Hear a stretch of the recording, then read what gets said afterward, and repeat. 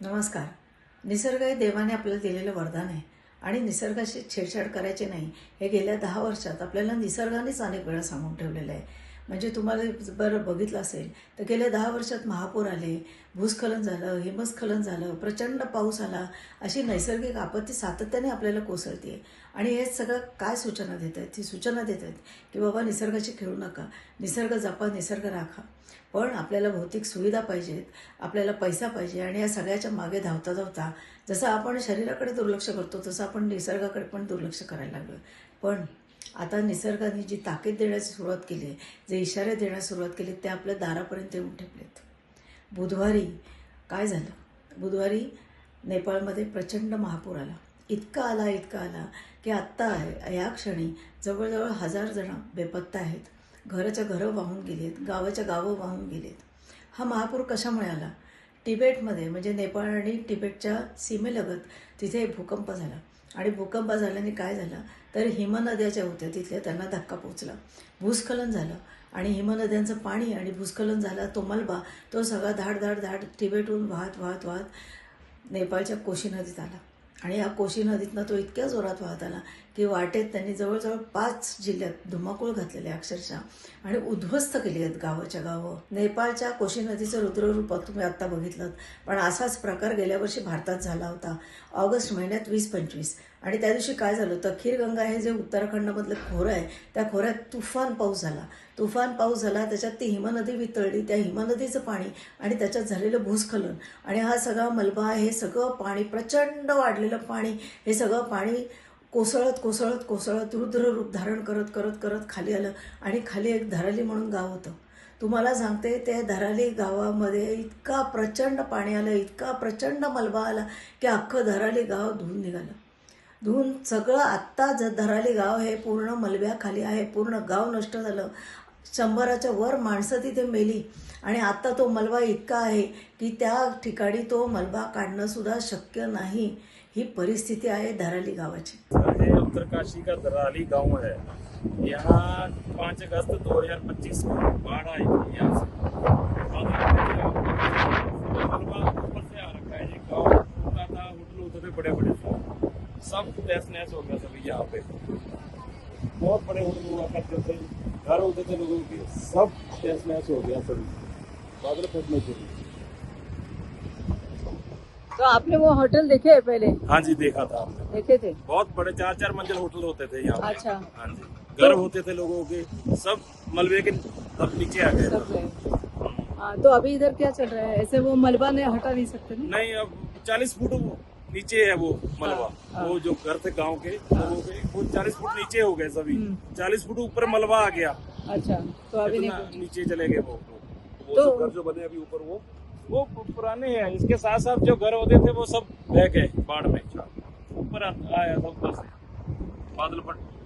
तो इसके बाद ये पेड़ वगैरह अभी आए, नए पेड़? नहीं, ये बीच में रास्ता है। हाँ वो बीच से आ रहा था ये हाँ। पेड़, तो ये साइड है, बीच में से रास्ता है, ऊपर से आ रहा था वो बादल फटने के लिए। अच्छा। हाँ जी, इसके पहाड़ी के पीछे से वो मलबा आ रहा था। अच्छा, ओके। तो उस साल आप आए थे? आप हर साल आते नहीं, हो हम ना? उस साल नहीं आए, क्योंकि टूरिस्ट ही नहीं आए। टूरिस्ट नहीं आया उस साल। हाँ, तो पूरा साल मतलब ऐसे ही गया ऐसे ही विदाउट गया। टूरिस्ट। नेपाळच्या कोशी नदीचं रुद्ररूप तुम्ही बघितलं. उत्तराखंडामध्ये खीरगंगा खोऱ्यात काय झालं तुम्ही बघितलं. धराली गाव कसं नष्ट झालं ते तुम्ही बघितलं. आणि ह्याचाच असाच प्रकार उत्तराखंडाच्या गढवाल जो जिल्हा आहे त्या गढवाल भागात सुद्धा होतो आहे. खरसाली म्हणून एक गाव आहे. हे खरसाली गाव म्हणजे यमुनोत्री देवी जी आहे तिचं माहेर. तर या खरसाली गावातल्या जे नागरिक आहेत ते प्रचंड त्रस्त आहेत. म्हणजे तुम्ही चारधाम यात्रेला जर गेलात आणि या मार्गावर जर गेलात तर तिथले अनेक नागरिक तुम्हाला हे सांगतील. तिथे काय झालेलं आहे तर तिथे एप्रिल-मे महिन्यात म्हणजे जेव्हा पर्यटक तिकडे येतात तेव्हा तिथे ऊन पडायला पाहिजे, म्हणजे पर्यटकांना आल्हाददायक वाटतं आणि पर्यटक जास्त येतात. पण आता अलीकडे या एप्रिल-मे महिन्यात तिथे ऊन पडायच्या ऐवजी पाऊस पडतो सतत आणि प्रचंड पाऊस पडतो. हेलिकॉप्टरसुद्धा उडू शकत नाहीत अशी परिस्थिती आहे तिथे आणि त्यामुळे पर्यटक कमी यायला लागले आहेत.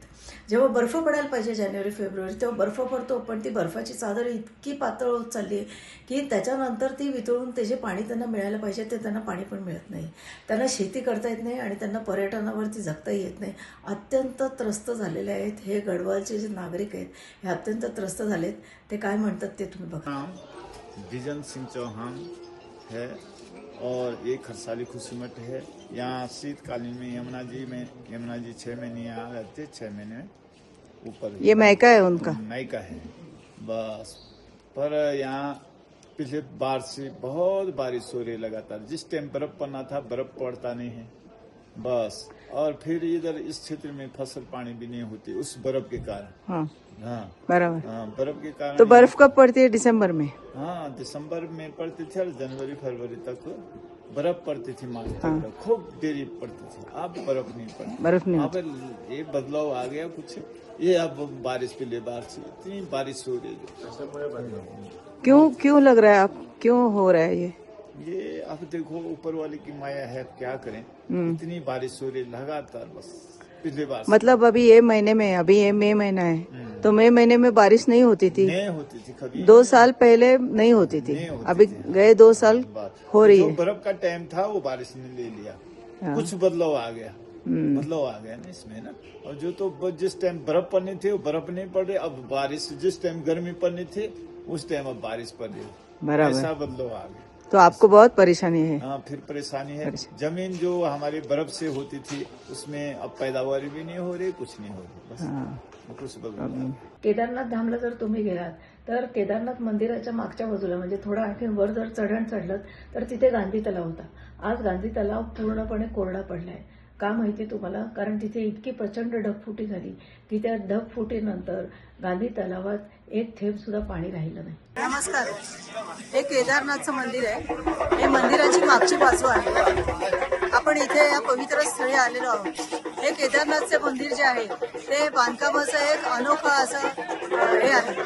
आता इथे जे आहे ते 6 फूट उंची असं इथलं प्लॅटफॉर्म आहे आणि या मंदिराची प्रत्येक भिंत जी आहे ती प्रत्येक भिंत ही 12 फुटाची आहे. लक्षात घ्या तुम्ही. इतकं कणखर असं हे मंदिर त्या काळात बांधलेलं होतं. आणि हे 6 फूट उंच का घेतलंय? कारण मागे डोंगर आहे.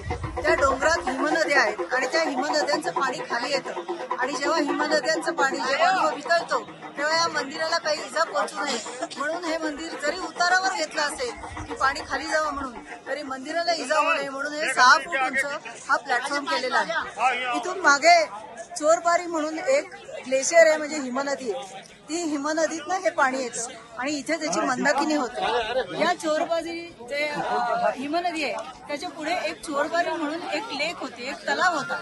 प्रचंड मोठा असा तलाव होता. या तलावाला गांधी तलाव असंही म्हणतात कारण महात्मा गांधी यांच्या अस्थी तिथे विसर्जित केलेल्या होत्या. जेव्हा इथे पूर आला आणि जेव्हा इथे पाऊस आला प्रचंड आणि जेव्हा इथे बर्फ वितळलं, जे तुम्हाला माहिती आहे प्रचंड पाणी इथे व्हायला, तेव्हा हे चोरबारी तलाव जो होता तो तलाव प्रचंड इतका ओसंडून व्हायला की त्या तलावातलं सगळंच्या सगळं पाणी बाहेर आलं आणि हे सगळं वाहत केदारनाथ पर्यंत आलं. आज तुम्ही चोरबारीचा तलाव जर बघितला तर तो पूर्ण कोरडा ठपका आहे.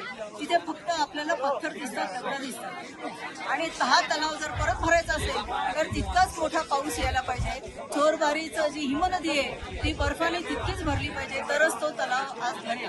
तेव्हा बंधू आणि भगिनींनो, आपल्याला ग्लोबल वॉर्मिंग पासून बचाव केला पाहिजे. आपल्या मंदिराचा पण बचाव केला पाहिजे आणि हे चोरबारीचं ही जी हिमनदी आहे ती हिमनदी वाचवायची असेल तर ग्लोबल वॉर्मिंग बंद केलं पाहिजे. अशी नैसर्गिक आपत्ती आपल्याला सतत कोसळते लक्षात ठेवा. आणि कशामुळे? तर निसर्गाशी छेड केल्यामुळे आहे. आपण जर डोंगर कापले, आपण जर जंगलं तोडली, आपण जर झाडं कापून टाकली तर जे संरक्षण आपल्याला मिळायला पाहिजे उन्हापासून पावसापासून ते संरक्षण आपल्याला मिळू शकत नाही. आणि मग निसर्ग आपल्याला धडा शिकवतो आणि हा धडा निसर्गाने आपल्याला अनेकदा नेपाळ झालं, उत्तराखंड झालं आणि हे वारंवार होतं आहे. लक्ष द्या, कोणीतरी लक्ष द्यायला पाहिजे. आपण आपल्या परीने का होईना काहीतरी झाडं लावायचा काहीतरी प्रयत्न केला पाहिजे. जिथे जिथे आपल्याला शक्य आहे तिथे तिथे जंगल वाचवण्याचा आपण प्रयत्न केला पाहिजे. तरच आपण वाचू, हे लक्षात घ्या.